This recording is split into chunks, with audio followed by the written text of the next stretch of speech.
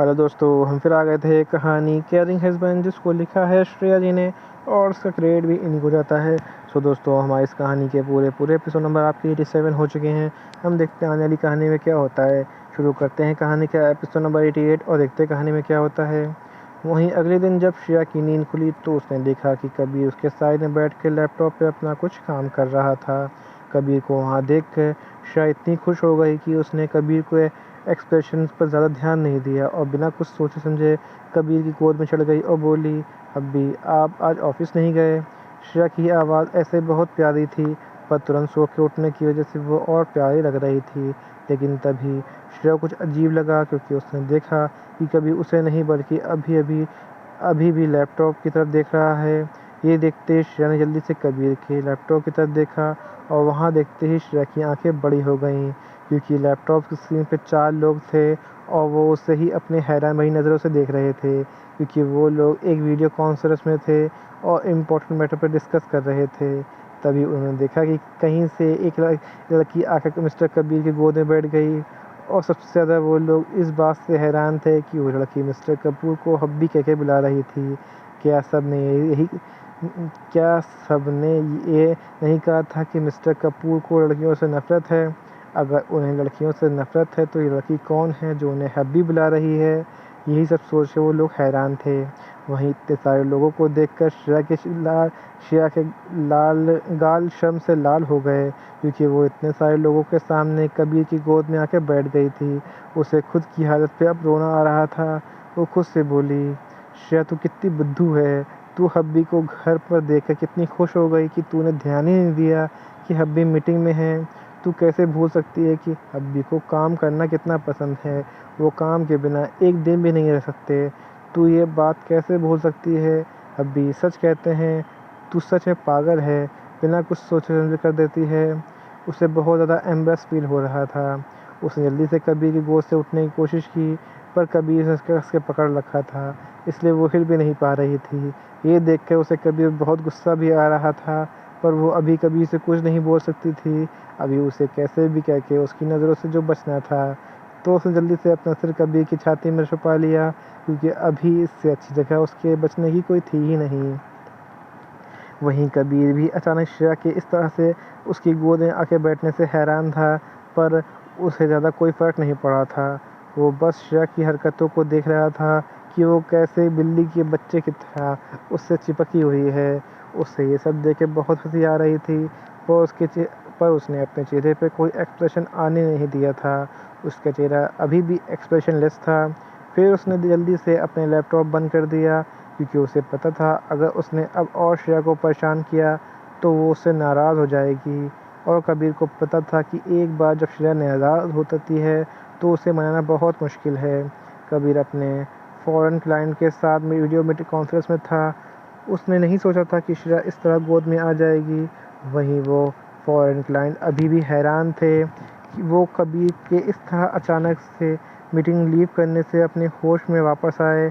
फिर उनमें से एक बोला, क्या मैंने अभी-अभी मिस्टर कपूर की गर्लफ्रेंड को देखा? उसे अभी भी विश्वास नहीं हो रहा था कि उसने जो देखा, उसे अभी उस पर विश्वास ही नहीं हो रहा था। और ये बात उसकी बातों को साफ पता चल रही थी। दूसरा आदमी बोला, हाँ ये सच है, वो मिस्टर कबीर कपूर की गर्लफ्रेंड थी। सच में बहुत ही ज़्यादा खूबसूरत थी। वैसे तो मैंने उसका एक लुक ही देखा था, पर फिर भी मैं ये बता सकता हूँ कि वो बहुत ज़्यादा खूबसूरत थी। ये सुनकर सबने हामी भरी, क्योंकि वो लोग ने भी देखा था कि मिस्टर कपूर की गर्लफ्रेंड बहुत खूबसूरत थी। वैसे मुझे लगा था उनकी गर्लफ्रेंड के अचानक आने से मिस्टर कपूर गुस्सा हो जाएंगे, क्योंकि उन्हें मीटिंग के दौरान कोई भी डिस्टर्ब करे उन्हें बिल्कुल भी पसंद नहीं था।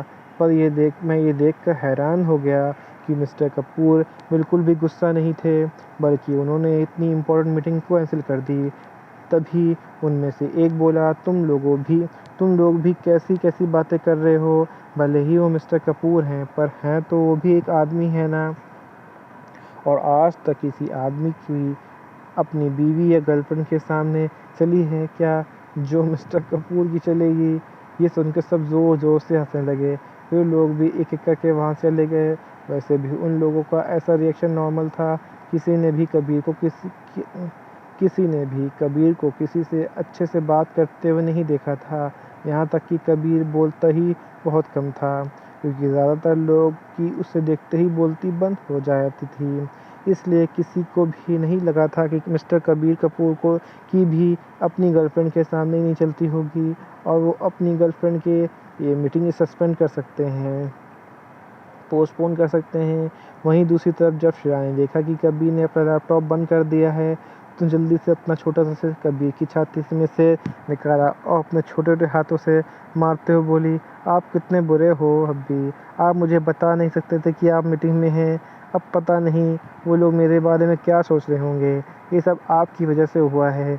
वही श्रेया की बात सुनकर कबीर श्रेया को घूरने लगा। ये लड़की मुझे ब्लेम कर रही है कि मैंने इसे क्यों नहीं बताया कि वो मीटिंग में हूँ। अब उसे थोड़ी ना पता था कि उसकी बेबी उठते ही बिना कुछ सोचे समझे उससे कूद जाएगी। कबीर ने घूरती नज़रों से श्रेया को देखा।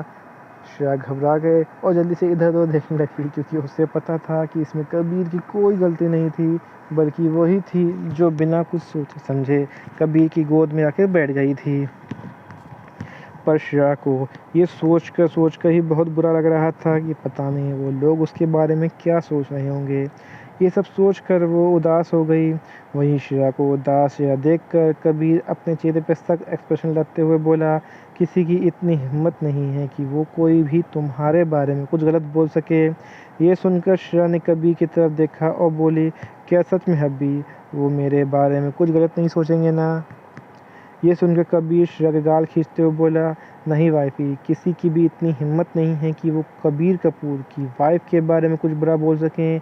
ये बोल के उसने श्रेया को गले लगा लिया। ऐसे ही 2-3 दिन बीत गए और अब श्रेया पूरी तरीके से ठीक हो गई थी। इन 2 दिनों में श्रेया ने कबीर को बहुत परेशान किया था, क्योंकि कबीर उसे कहीं भी जाने नहीं दिया था। यहाँ तक कि वो उसे अपने ज़मीन पे भी रखने नहीं देता था। उसे कहीं भी जाना होता था तो वो उसे अपनी गोद में उठा के ले जाता था। यहाँ तक कि उसे वॉशरूम भी जाती थी तो उसे अपनी गोद में उठा के ले जाता था। ये सब तो फिर भी ठीक था, पर उसके साथ वॉशरूम के अंदर भी जाता था, क्योंकि उसे डर था कि श्रेया कहीं गिर गई तो। ये सब देख के श्रेया को कभी बहुत गुस्सा आता था, पर उसे गुस्से से ज़्यादा शर्म आती थी। पर कबीर का कुछ भी नहीं कह सकती थी, क्योंकि कबीर को जो मन होता था वो वही करता था, उसे कोई रोक भी नहीं सकता था, श्रेया भी नहीं। 2 दिन बाद श्रेया बिल्कुल ठीक हो गई और उसे अब बिल्कुल भी दर्द नहीं हो रहा था और वो अब खुद से चल सकती थी, यहाँ तक कि वो दौड़ भी सकती थी। सच में 2 दिन में उसके कैसे कांटे में कटे सच में ये 2 दिन उसके कैसे कटे वो एक वही जानती थी। श्रेया जब नीचे गई तो उसने देखा कि रिया सोफे बैठी हुई थी और जैसे ही रिया की नज़र श्रेया पे गई तो दौड़कर श्रेया के पास गई, उसे गले लगाते हुए बोली, श्रेया तू ठीक तो है ना? जब तू मुझे कॉलेज में कहीं नहीं मिल रही थी तो मैं कितना घबरा गई थी।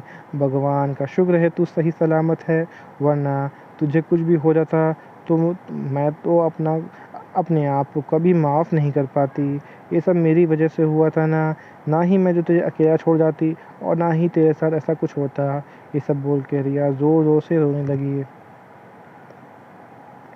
रिया को रोता हुआ देखकर श्रेया रिया को शांत करवाते हुए बोली, पहली बात तू तो अपने आप को ब्लेम करना बंद कर, इसमें तेरी कोई गलती नहीं थी। और दूसरी बात, तू रोना बंद कर दे, मैं बिल्कुल ठीक हूँ और सही सलामत तेरे सामने खड़ी हूँ। ये सुनकर भी रिया चुप नहीं हो रही, बल्कि वो अभी भी रोए जा रही थी। वही जानती थी कि वो कितना घबरा गई थी जब उसे पता चला था कि श्रेया किडनैप हो गई है। पर पर जब उसे पता चला कि श्रेया सही सलामत है तो उसी समय श्रेया से मिलने चाहती थी, पर कबीर किसी को भी श्रेया से मिलने नहीं दे रहा था। उसने साफ-साफ कह दिया था कि जब तक श्रेया पूरी तरीके से ठीक नहीं हो जाती, कोई भी मिल नहीं सकता। इसलिए रिया 2 दिन से अच्छे से सोई भी नहीं थी, क्योंकि वो जब तक एक बार श्रेया को देख ना ले, उसे राहत की सांस नहीं मिलेगी। वो श्रेया को अपनी सगी बहन की तरह प्यार करती थी। आज तक उसने सही सलामत श्रेया को अपनी आंखों के सामने देख लिया तो अपने इमोशनों को कंट्रोल नहीं कर पाई। रिया को इतना रोता हुआ देखकर श्रेया बोली, यार मुझे इतना रोने वाली देवरानी नहीं चाहिए। मैं चिराग से बोलूँगी कि मेरे लिए कोई दूसरी देवरानी खोज ले, क्योंकि मुझे रोने वाली लड़की बिल्कुल भी पसंद नहीं। ये सुनकर रिया एकदम चुप हो गई और श्रेया गुस्से से घूरने लगी। शरण की बच्ची, रुक, मैं अभी तुझे बताती हूँ तूने क्या कहा। ये बोलकर वो श्रेया के पीछे भागने लगी। रिया को अपने पास आता देख श्रेया जीभ दिखाते हुए बोली, पकड़ के तो दिखा, फिर बताएगी ना। ये देखकर श्रेया वहाँ से भाग गई। पूरे हॉल में श्रेया और रिया की हंसी की ही आवाज़ गूंज रही थी। श्रेया आगे आगे भाग रही थी और रिया उसके पीछे मारने को भाग रही थी।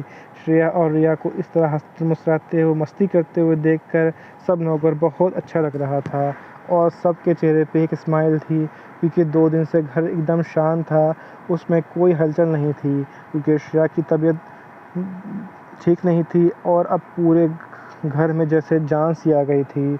वहीं कबीर भी अब ऊपर से सब देख रहा था। उसे शांति पसंद थी उसे शांति पसंद थी पर वो जब भी श्रेया को इस तरह हंसते हुए देखता था तो उसे बहुत सुकून मिलता था।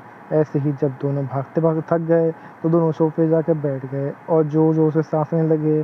फिर वो लोग आपस में बैठ के बात करने लगे।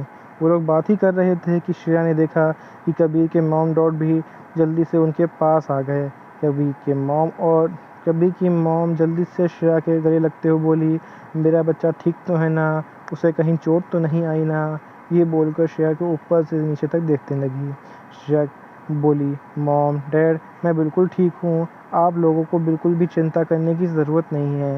ये सुनकर कबीर के मॉम डैड ने राहत की सांस ली, क्योंकि जब उन्हें श्रेया की किडनैपिंग के बारे में पता चला था तो पूरी तरह से घबरा गए थे और उन्हें कबीर की बहुत टेंशन होने लगी थी, क्योंकि उन्हें पता था कि कबीर श्रेया से कितना प्यार करता है और अगर श्रेया को कुछ हो गया तो पता नहीं वो क्या करेगा। पर श्रेया को सही सलामत देखकर उन्हें सुकून मिला था और वो खुश भी थे। यहीं पे कहानी का एपिसोड नंबर आपका 88 कंप्लीट होता है। सो दोस्तों, आपको एपिसोड नंबर 88 कैसा लगा हमें कमेंट करके ज़रूर बताइएगा। कहानी कोई ऐसा अंश ऐसा भाग जो आपको समझ में ना आया हो, आपको अटपटा लगा हो, तो भी हमें कमेंट करके ज़रूर बताइएगा। कहानी अच्छी लगी तो उसको लाइक कीजिएगा, शेयर कीजिएगा, चैनल को सब्सक्राइब करिएगा ताकि हमारी आने वाली अगली कहानी आप तक आसानी से पहुंच सके। सो दोस्तों, हम फिर मिलेंगे एक नई वीडियो के साथ, एक नए एपिसोड के साथ। तब तक के लिए मुझे इजाज़त दीजिए। धन्यवाद दोस्तों।